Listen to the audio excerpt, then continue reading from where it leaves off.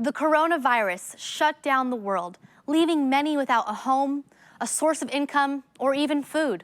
Seeing this, the Los Angeles Dream Center decided to remain open for their community, even though it would have been easier to just shut down.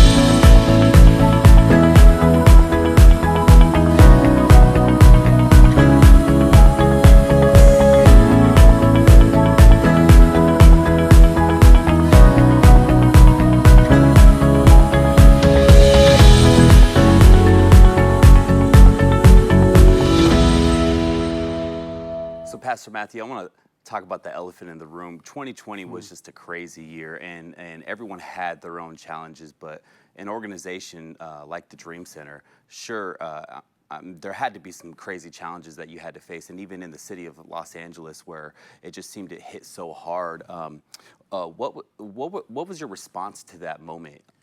You know, when Los Angeles went through the most severe lockdown in America, the first lockdown, when I watched the announcement, I realized there's going to be a major crisis in our neighborhood. And I've been there 20-something years, and I told our team when they were talking about only essential workers can begin to work in the community, I told our team, I said, man, we're essential. We've been there for 27 years, grinding away in the neighborhood, loving people. I said, we got to start feeding people.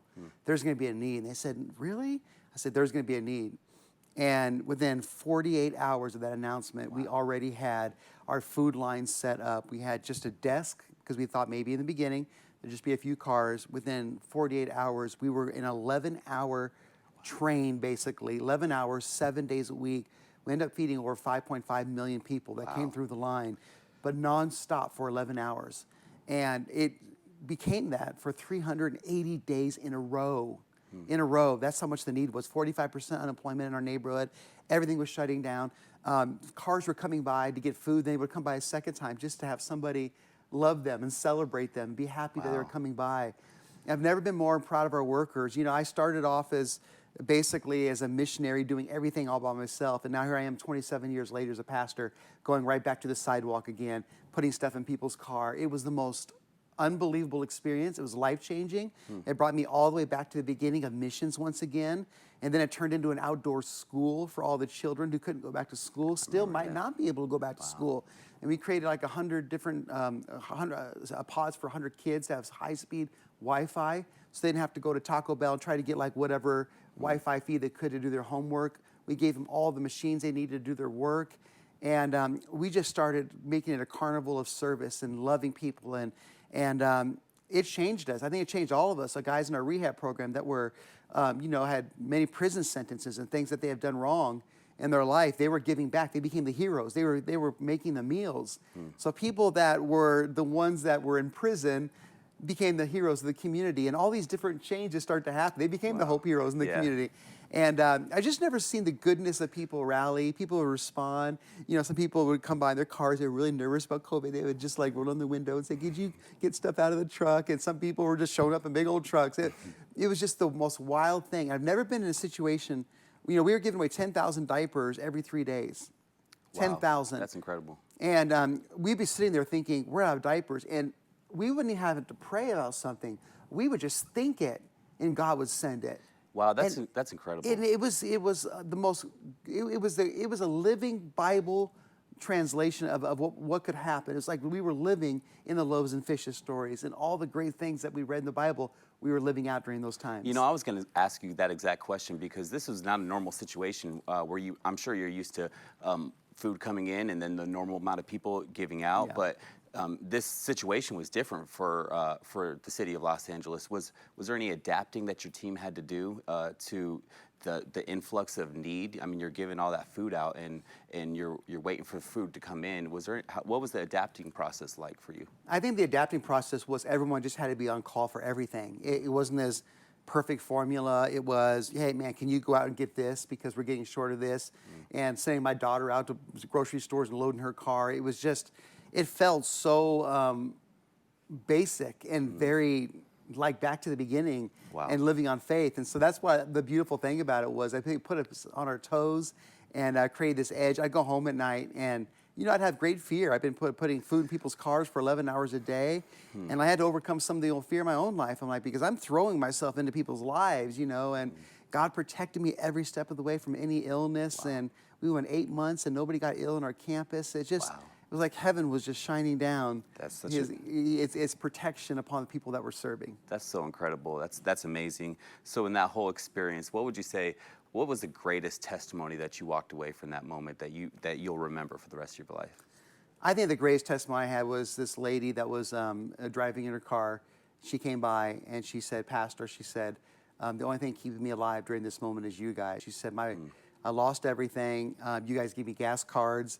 And I keep showing up here. And she said, I would be dead without you guys.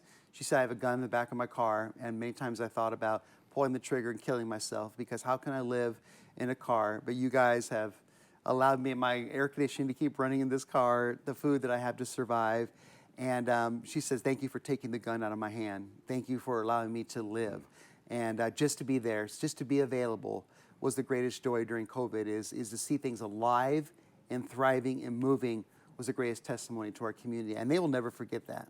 Wow, I'll never forget that story. That's incredible, and it's incredible to see how the display of God's love went through your service, and that's amazing. Yeah, it's something that will forever change our life. It's forever changed us. The things that we've been able to do now, and the long-term things, like now we've added a grocery store and after-school programs. So everything that we did that was the emergency turned into something long-term, and that's the beauty of what happened after COVID. Wow. In today's world, it's difficult to even walk outside your front door without seeing the devastating effects of homelessness, addiction, poverty, mental health issues, and violence firsthand. Nearly 568,000 people are homeless on any given night in the United States. 24% of the nation's homeless live right here in Los Angeles County. In fact, an average Los Angeles evening sees some 66,436 people living on the streets. According to the National Survey on Drug Use and Health, 19.7 million American adults aged 12 and older have battled a substance use disorder. As society tries to address these issues, the Dream Center continues to take on the challenge by creating long-term solutions to address them. Since 1994, the Dream Center has been providing opportunities for people to transform their lives. The Dream Center impacts 40,000 people a month. Behind every life changed at the Dream Center is an army of world changers who directly support the positive outcomes of the people we serve. Learn how to be a part of what we're doing at dreamcenter.org.